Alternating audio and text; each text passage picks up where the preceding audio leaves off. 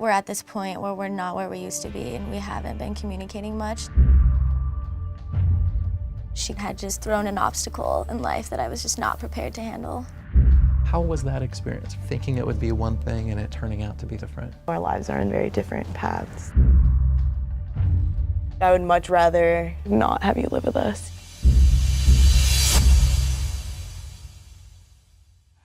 We met our first year of college. We lived in the same hall. We just got really close, like instantly. We just loved the same things: animal rights, feminism, art. She's one of the most passionately driven people I've ever met. Even though we're at this point where we're not where we used to be and we haven't been communicating much, I've still been relying on the fact that she was there if I needed. But if that was to not be the case, I just don't know what I would do with all the memories that I had. Welcome. It's great to have you both here. I usually like to start with what it is that you'd like from today, sort of what your goals are, what you'd like to take from here. We never really addressed the differences in our lives now and stuff like that. So I'm just hoping that we can find a way to spend more time together, even though our lives are in very different paths. I miss her a lot.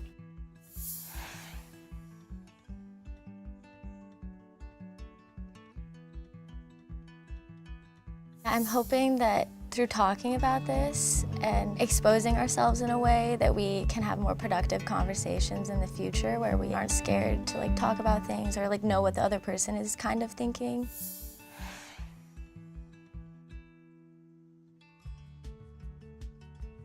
If you can each spend a little bit of time letting me know what has brought you to this point. We both wanted to go abroad and study medicine and neuroscience, so we decided to go to Amsterdam together. It was an amazing start. We had an insane amount of fun, and her boyfriend actually visited her in Amsterdam. And that was when I first started seeing her less. I ended up getting out of school with my boyfriend because I realized that I didn't want to do the college thing anymore. When he came, we started working on a lot of different stuff, like creating a website and a business, and that distracted me from my classes. And so that's kind of put some distance between our friendship. How was that experience for you, sort of going into it, thinking it would be one thing and it turning out to be something quite different? I was obviously kind of confused and sad, and then also mad at myself that I had had those expectations in the first place. It's who am I going to do art with? Who am I going to go to class with? Who am I going to eat with? Right.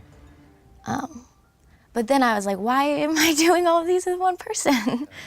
At the same time, I was happy that she had finally overcame one of her biggest fears. We had been talking about for the prior 2 years how she should be pursuing more art in her life and less science, and just how important that is to Hannah and how talented she is. It made me question what I'm doing. Should I be in school? I don't know, and I don't know if I could also base my decisions off of what Hannah does.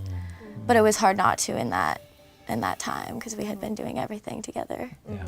And so when she did make that decision, I felt selfish that I was upset because I was really happy that she was actually doing that. I just had hoped that it would have been after Amsterdam. Different timing. Yeah. It's really interesting because it's kind of surprising to hear, because I guess I didn't know that it probably affected her in those ways. We've kind of gone through our relationship since I've left Amsterdam, trying to continue things normally, but we never really addressed the differences in our lives now and stuff like that. You know, it's really important, especially with difficult emotions, whether it's sadness or hurt or whatever it is, even if there's other emotions with it, like excitement for your friend, that there's space for all of it. I support you and I'm devastated, or I support you, I get it, I'm on board, and wow, I just feel lost. I feel for me, we were talking about how hard it was being at school when we weren't passionate about what we were studying. In our first dorm together, we covered the walls with newspapers and just painted all the time. We had all these ideas together of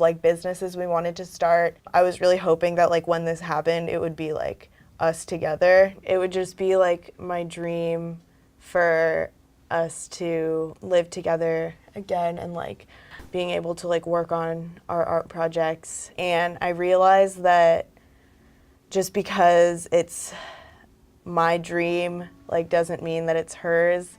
We have different but similar family situations that make it easier or harder for us to do what we really want to in life. But that's been like something really hard for me, because seeing her still doing these things in school with classes that she's not passionate about when I know how talented she is, it's like hard, because I really enjoy the life that I'm living now, and I like wish that we were doing it together. I had that feeling that she would say that, because she always has like wanted me to also pursue dreams and passions. I also appreciate that she tries to be understanding of like our parental situations. Both of our parents have very high expectations and dreams. They're both doctors. Yeah, and ever since we've been probably 6 years old, they've told us that we're going to be doctors. And slowly over, like throughout college, that discourse was challenged more and more often. Hannah was the first to like tell her parents that she wasn't going to be pre-med. And I told my parents that I didn't want to be pre-med, but I did not say anything regarding art passions. Hannah's much more courageous than I am, honestly. And I do want a future where we're together. It's just hard because I don't know at this point like what I'm going to do after college at all. Well, it sounds like in many ways you both want to spend more time together, whether that's living together or not, right? And having joint interests and projects and things like that sort of bridge that gap sometimes. It's also just so hard to lower our expectations of our friendship. It's hard to like appreciate what we had when we did live together and not try to like recreate that, but like recreate a new friendship with new situations and like a new environment. Yeah, it's sad because we had all of our stuff together in the same storage unit, because we were like planning to live together after we came back from Amsterdam. And so now I still have like the things that we had like collectively owned, and they just remind me of that time and make me really nostalgic and stuff for that relationship. And I wish that, I don't know, that it was like as easily accessible where we are now. We don't have things now that remind us of any now things. Like all the things that we have involving us are like past things. Yeah, that's true. You know, long-term friendships or relationships of any kind sort of, there's an ebb and a flow, and life happens and trajectories shift, right? So yeah, it might be that your ideal for both of you is living together for a period of time or working together or whatever, right? But even before that, like what kind of contact would you like to have in terms of something that's realistic and achievable? I mean, I definitely want to communicate like on text and phone more, because I feel like it's really nice to catch up like on the few occasions that we like see each other, but I want to know the things that like go on in your day-to-day life that like maybe aren't like the most important thing to talk about like every time we see each other. Is that something you're willing or able to do? Yeah. Just kind of sharing some of those details. I feel it wouldn't be a large commitment to make to want to see each other physically once a week, unless there's obviously other external situations we can't control for, but. Right. Yeah. So some level of regularity or consistency, like whether it's once a week on the same day or whatever it is, right? Well, and I wonder if we can kind of just backtrack for a moment, because I think that part of wanting an update in your friendship, is part of I heard from both of you, is it being safe enough, both within yourself, but also with the other person, to be able to talk about things that are uncomfortable. I'm wondering what would make it easier for you each to be able to express that kind of thing. There was times when we would be stressed, and Hannah and I one day had this idea where whenever we were stressed, we would sit back to back. Oh my God, I remember this. And like the one person would get however many minutes they thought, like 3 to 5 minutes of just talking. And the other person, stream of consciousness talking. And the other person wasn't allowed to say anything. They would just have to sit there and listen and be supportive. And most of the time, the person talking kind of solved their own problem and talked themselves out of their own thing.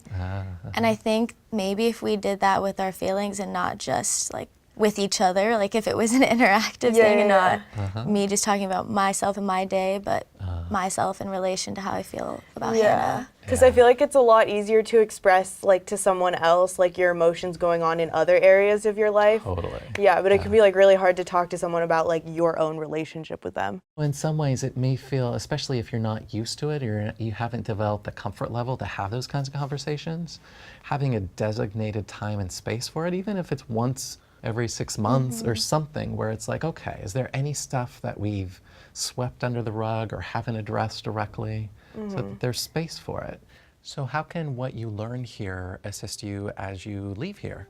It makes me feel like more comfortable expressing the difficult to express emotions, and now I feel like that we'll be spending more time together. We'll also be spending more time talking about like how we feel and like the things that matter. Sometimes the hardest thing to do is initiate that first conversation about like what you're feeling when it's not necessarily positive feelings. I feel like this is a pretty big initiation. Hello. Now after like today, I don't want to go back to like not talking every week. I feel much better. Thank you. My pleasure. I really look forward to hearing how things proceed. What are you going to do next? I have kind of Wine. an idea. Sounds great. And just catching up on life and debriefing about this experience.